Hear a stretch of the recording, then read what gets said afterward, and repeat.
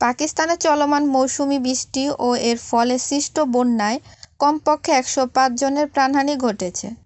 এছাড়া আহত হয়েছে ২১১ জনেরও বেশি মানুষ। গত ২৬ জুন থেকে ১৩ জুলাইয়ের মধ্যে এ হতাহতের ঘটনা ঘটে বলে জানিয়েছে জাতীয় দুর্যোগ ব্যবস্থাপনা কর্তৃপক্ষ এনডিএমএ। প্রতিবেদনে বলা হয়েছে, মৃতদের মধ্যে ৪৯ জন শিশু, ৩৮ জন পুরুষ এবং ১৮ জন নারী রয়েছে। এছাড়া গত ২৪ ঘণ্টায় খানেওয়ালে আরও একজনের মৃত্যুর খবর পাওয়া গেছে। আর আহত হয়েছে মোট ২১১ জন, যার মধ্যে ৮১ জন পুরুষ, ৮২ জন শিশু এবং ৪৮ জন নারী। বৈরী আবহাওয়া কেবল মানুষের জীবনকে প্রভাবিত করেনি, বরং এর ফলে ব্যাপক ক্ষয়ক্ষতিও হয়েছে। আকস্মিক বন্যা এবং ভারী বর্ষণের কারণে ১০ কিলোমিটারেরও বেশি রাস্তা এবং ৯টি সেতু ক্ষতিগ্রস্ত হয়েছে।